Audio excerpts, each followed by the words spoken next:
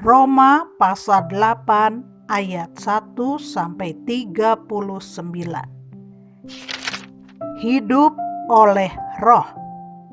Demikianlah sekarang tidak ada penghukuman bagi mereka yang ada di dalam Kristus Yesus. Roh yang memberi hidup telah memerdekakan kamu dalam Kristus dari hukum dosa dan hukum maut. Sebab apa yang tidak mungkin dilakukan hukum Taurat karena tak berdaya oleh daging, telah dilakukan oleh Allah dengan jalan mengutus anaknya sendiri dalam daging yang serupa dengan daging yang dikuasai dosa karena dosa. Ia telah menjatuhkan hukuman atas dosa di dalam daging, supaya tuntutan hukum Taurat digenapi di dalam kita yang tidak hidup menurut daging, tetapi menurut Roh. Sebab mereka yang hidup menurut daging memikirkan hal-hal yang dari daging. Mereka yang hidup menurut Roh memikirkan hal-hal yang dari Roh. Karena keinginan daging adalah maut, tetapi keinginan Roh adalah hidup dan damai sejahtera. Sebab keinginan daging adalah perseteruan terhadap Allah, karena ia tidak takluk kepada hukum Allah. Hal ini memang tidak mungkin baginya. Mereka yang hidup dalam daging tidak mungkin berkenan kepada Allah. Tetapi kamu tidak hidup dalam daging, melainkan dalam Roh, jika memang Roh Allah diam di dalam kamu. Tetapi jika orang tidak memiliki Roh Kristus, ia bukan milik Kristus. Tetapi jika Kristus ada di dalam kamu, maka tubuh memang mati karena dosa, tetapi roh adalah kehidupan oleh karena kebenaran. Dan jika roh Dia yang telah membangkitkan Yesus dari antara orang mati diam di dalam kamu, maka Ia yang telah membangkitkan Kristus Yesus dari antara orang mati akan menghidupkan juga tubuhmu yang fana itu oleh Roh-Nya yang diam di dalam kamu. Jadi, saudara-saudara, kita adalah orang berhutang, tetapi bukan kepada daging, supaya hidup menurut daging. Sebab jika kamu hidup menurut daging, kamu akan mati. Tetapi jika oleh Roh kamu mematikan perbuatan-perbuatan tubuhmu, kamu akan hidup. Semua orang yang dipimpin Roh Allah adalah anak Allah. Sebab kamu tidak menerima roh perbudakan yang membuat kamu menjadi takut lagi, tetapi kamu telah menerima roh yang menjadikan kamu anak Allah. Oleh roh itu kita berseru, "Ya Aba, ya Bapa."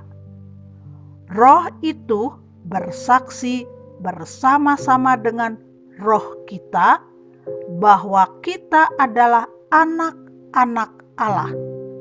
Dan jika kita adalah anak, maka kita juga adalah ahli waris.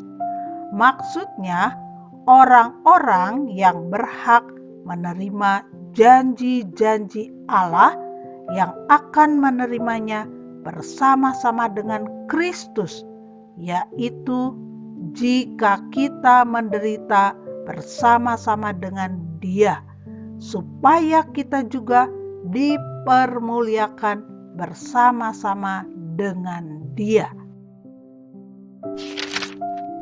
pengharapan anak-anak Allah.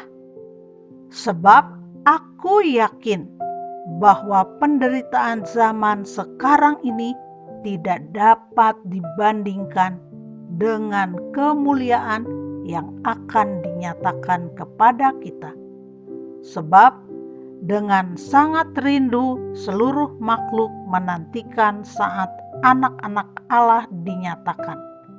Karena seluruh makhluk telah ditaklukkan kepada kesia-siaan, bukan oleh kehendaknya sendiri, tetapi oleh kehendak Dia yang telah menaklukkannya.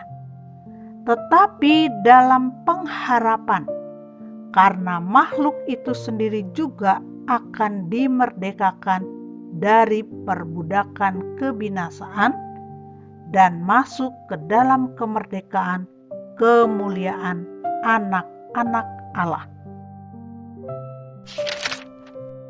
Sebab kita tahu bahwa sampai sekarang segala makhluk sama-sama mengeluh dan sama-sama merasa sakit bersalin.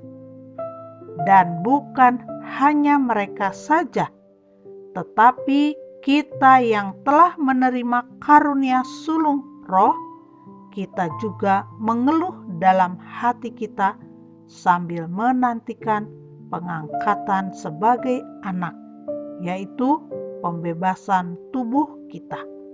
Sebab kita diselamatkan dalam pengharapan. Tetapi pengharapan yang dilihat bukan pengharapan lagi. Sebab bagaimana orang masih mengharapkan apa yang dilihatnya?